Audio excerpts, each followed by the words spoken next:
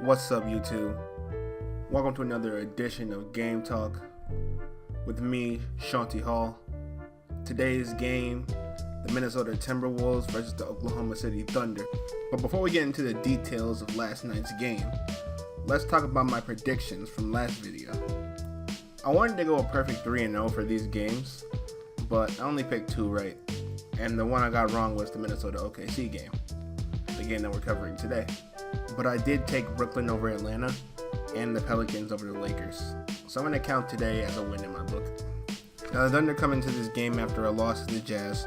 Russell Westbrook was held to 6 points in that game and had 7 turnovers. Minnesota is coming into this game 1-1 off of a win versus the Jazz. In that game though, Jimmy Butler was held to only 14 points. After that game, Paul Pierce described Jimmy Butler as the third option on the Timberwolves. And at first watching today's game, I really thought that about him. He seemed very passive in his approach to today's game and really wasn't looking to score.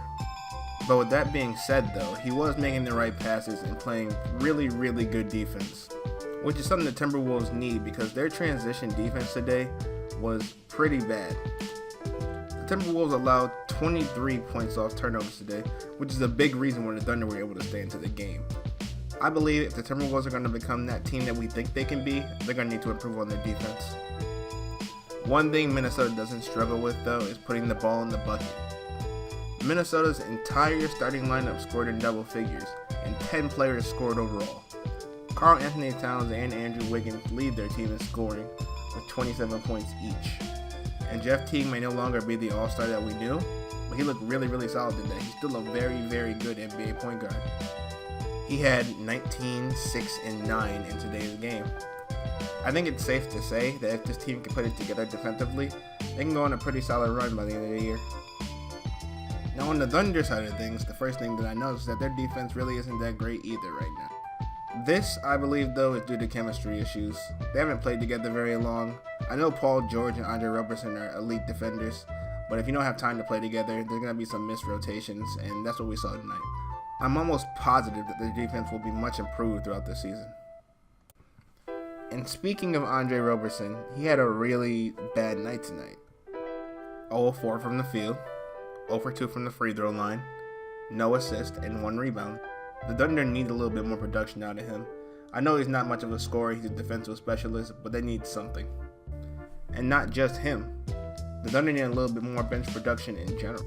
Luckily tonight, Jeremy Grant and Raymond Felton came to play, each scoring 12 points off the bench. Abrines also scored 4 points, but those are the only players from the Thunder who scored off the bench. That's why I like Melo staying out there and playing with the second unit so much. It gives Melo a chance to be the go-to scorer, and it really gives the Thunder life, it seems like.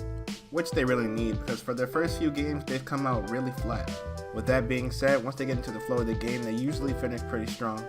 Russell Westbrook ended the game with 31 points, 5 rebounds, 10 assists, and Melo finished the game with 23 points, 2 rebounds, and 2 assists. Now let's talk about the wild finish to today's game. No timeouts for the Wolves, 4.7 seconds. Gibson's got to get it in, does. Wiggins drives across midcourt. Andrew lets it fly at the buzzer for the win. Andrew Wiggins banks it in. I literally jumped out of my seat when I saw he did this. Did Karl Anthony Towns sit in the legal screen? Yes, but that's a really tough call for the ref. I'm sure he didn't think he was going to actually get down the court in that amount of time. And I don't think many refs would have called it differently, to be honest. The T-Wolves get the win 115-113 in this early season thriller. And I'm just happy to have gotten to watch such a super competitive game. And now, the part I know you've all been waiting for, my prediction for tomorrow night's games. So let's get right into it. First game, we have the 76ers versus Detroit. I'm taking the Sixers in that game to get their first win. Then we have Atlanta versus Miami. I'm going to take the Heat there. The Grizzlies versus Houston. I'm going to take Houston in that game.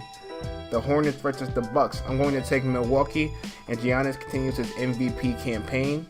Golden State versus the Mavs. I'm taking Golden State all the way. The Mavs don't stand a chance. Raptors versus Spurs. The game I'm covering tomorrow. I'm taking the Raptors in that game. Wizards versus Nuggets. I'm going to take the Wizards. And the Kings versus the Suns. The Suns are a mess right now. I'm going to take the Kings. And that's really all I have for you guys today. If you enjoyed the video, leave a thumbs up, comment, subscribe, and I will see you guys next time.